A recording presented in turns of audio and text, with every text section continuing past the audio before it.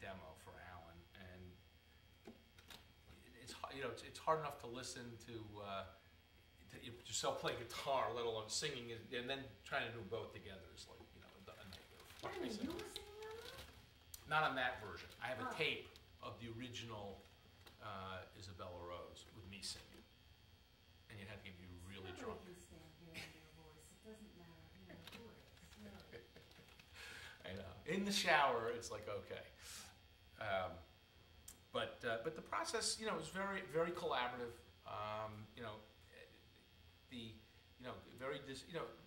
Distinctive parts were coming in, and then a lot of shaping, and and that was just part of the process. Tell me about Story Messenger.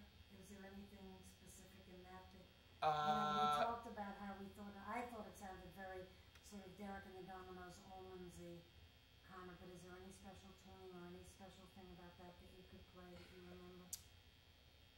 I have to sit down. That's why I want to, when I go back down to Alan's and we go through, I want to, so it'll start coming back. I do remember that on Starry Messenger, the bridge was very, when we were kind of coming, it was evoked very much the John Lennon-y sound. I guess you'd say Glass Onion was the metaphor because it was talking about the truth is like an onion peel. And so, Joe, when we were playing, would hold it to his kind of John Lennon, voicing, which he does pretty well. But that was actually, I kind of liked that bridge. That bridge was really kind of just in terms of telling the story. It really kind of lent itself to advancing. Glass-blowing craftsman. This is one of the very early songs, and it's a very short song, and it was really, actually, the reason I like the song is it's so simple but tells such an incredibly important part of the story about Galileo, who actually borrowed, or some would say stole the idea from the telescope from a Dutchman by the name of Hans Lippershey. And what Galileo, with his incredible intellect, figured out how to perfect the telescope. And what he basically says in the song, I had a glass-blowing craftsman make me the lenses, but then I turned one into convex and one into a concave lens, and it was the combination of a convex and a concave lens that gave his telescope this amazing magnification power of 60 times, which was unheard of back in the 1600s. Doesn't this have a sort of Renaissance-y, classical, almost musical theater little opening? Do you remember? Did you do it? Do you remember how this came about, just in terms of playing it? Yeah, it was really the idea. It was theatrical, and some of the earlier songs tended to be a little bit more theatrical and telling the story. So Glass-Blowing Craftsman, the image was Galileo regaling his friends sitting at the bar, which is, tell us once again, Galileo, how did you come up with this idea? And sort of sitting there as they're all sort of holding their steins of beer or glasses of wine in the case of Galileo. But it was a more theatrical and almost helping move the story along. And it had a very Beatlesque, vocal part that we kind of added in. It was sort of fun. But just even for you as a guitar player and writing these songs, when you came in with this song, it has more of a Renaissance feel. Was that all arranging, or did you start out with that? No, I don't think there was a conscious attempt to make it, try to evoke the Renaissance feel.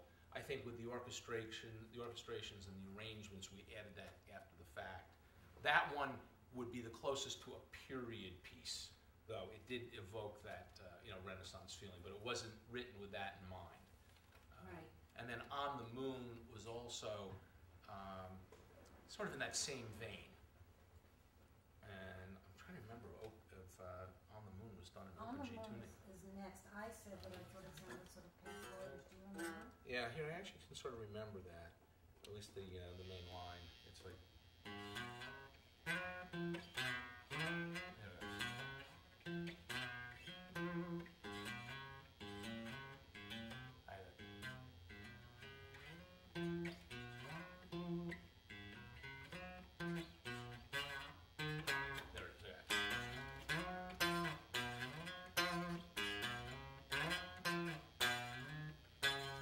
that was the basic. And actually, kind of gives you the melody for the song. So it was, rivers and valleys on the moon. That's the exact melody. Yeah, it's the melody. Yeah. And so that was kind of written just off that one, the second string. And that was that song. And then we added some of the Beatlesque harmonies, the oohs and the ahs, and then some of the strings, and it kind of lifted the song. When did you write these songs? When did you tend to write? Very crisp pattern, usually somewhere between 2 a.m. to 4 a.m. Find yourself in this room, in that other room? In various rooms, depending on where we were in the apartment process. But I spent a lot of time at the beach writing late at night. Spent a lot of time in the old guitar room. We've sort of reconfigured the apartment. It was much smaller, wasn't it? The guitar room was smaller. It's now, we now have the guitar sort of in the hallways. But it was, I would either be reading and usually break it down. I'd read for 20 minutes to 30 minutes, then come play guitar for anywhere from 15 to 30 minutes, then go back to bed. Did you keep anybody up? Was it No, music? I played Did you use everything headphones headphones. Everything was played through headphones. So I never had a complaint in the building about my music. Or what about your Nobody's ever heard family? it. Nobody's heard it. So, in fact, it took me until I got this stiletto. I rarely even played through an amplifier. Just always played through headphones. Line 6 with cans, as they would call them. And at the beach, where? The beach, we have a little room. We call it the bay room, off of our sort of the family room where we watch TV. Small little room, and usually at the beach I'd play acoustic. And I remember. At 3 in the morning? Yeah, but no one was near, so I was all kind of off in a different part of the house. And I actually remember spend a lot of time, and I very distinctly remember writing imprimatur at the beach, and it's kind of in the 1998 summer of maybe 99, and we had done an event for the Clintons, a fundraiser, and John Bon Jovi was there, and I ended up, his roadie gave me his guitar, which I thought was very cool. So I play a lot on, I used it, it's a black Takamine, so I used John's guitar. I'm not sure he knows he gave me, but I thanked him anyway. But you never played this stuff for him? No. Other than Alan and Joe, and that night at the event, and me, you never played this for any other people? Over the years, people listened. Jane and the girls and No, pretty much family. Dorn Weber at Sloan had listened to the music. But no musicians that you know from other things. We'll probably delete this, but Jane had done "We Will Rock You," and Right, the that's what idea. I was going to get to. Yeah, Any of them? I talked to Brian May about it, about the idea, and actually Jim Beach. I'll just take the cut. We actually had a dinner here, and we were talking about it, and we sent the music to Jim Beach. And I think Jim, this is either an idea, he was having a little bit of trouble envisioning rock and roll music in a sort of Renaissance, 17th century, didn't visualize it. Sometimes. Have you ever seen Jesus Christ Superstar? What can I say?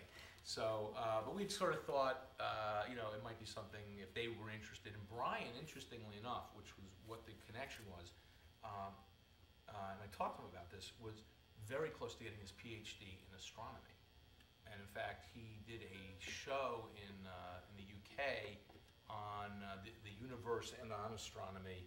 And at for some unknown reason, like in his last semester, I think he had just, kind of designed and created Big Red, and had that distinctive Brian May sound, and decided to pursue a career in music. But talk to Brian about it. And actually, Brian knew Joe.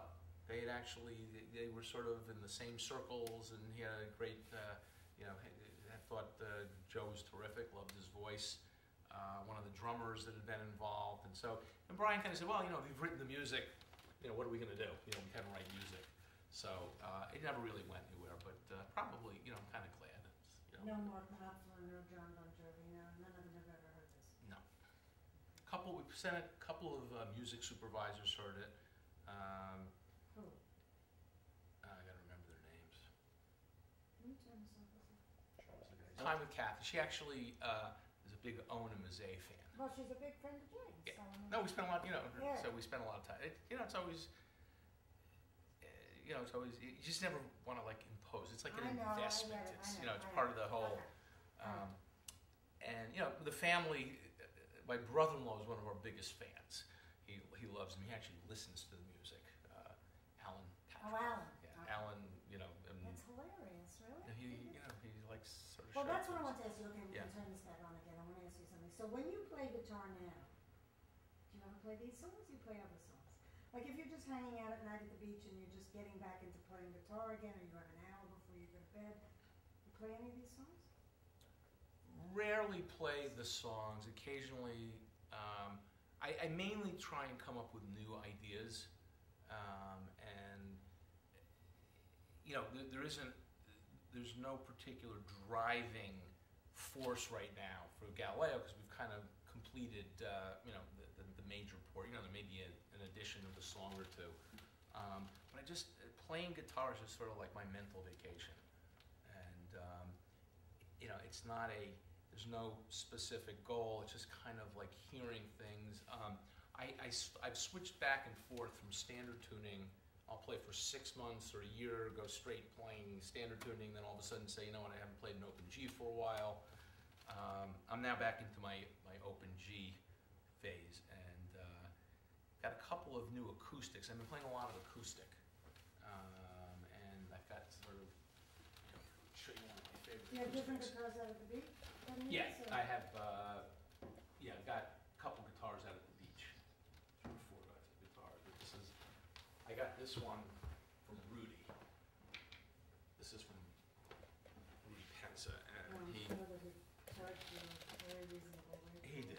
He said, you just want to own this guitar. And this is actually it's a prototype. I think it's a Gibson 200 or something by the designer, and the guitar hadn't come out yet, but it plays like butter. I just like the sound. I like the.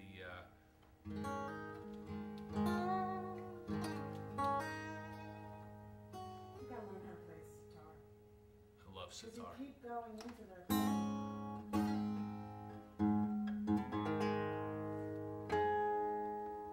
So this guitar has been sort of my mainstay for the last probably year or so. You bring it back and forth? No, I leave it here. Doesn't leave this I room. was just gonna say, also, out at the beach, don't the guitars get ruined, or? They're okay. It's a little moist out there, a lot of humidity, but so on average, I'd say I try and get at least 10-15 minutes a day of playing guitar. Can you really stop after 10 minutes? Yeah. You don't have a lot of time. It's just kind of like it's like you get that little fix, that little like clears the On the head. Moon, Yeah. is that what you just played? No, that was sort of a new. I'm actually working on a new song. This is new? Yeah. See, and this is kind of developing, new kind of techniques to sort of, which is just only plucking one string.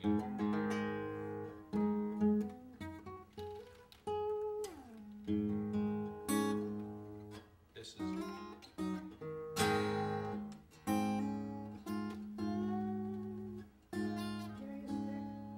I just started playing without a pick for the first time in playing guitar for 40 years. I've started playing guitar without a pick, and what it does, it's interesting. You're getting calluses? Yeah, but it's mainly upstroking. So my thumb's been okay.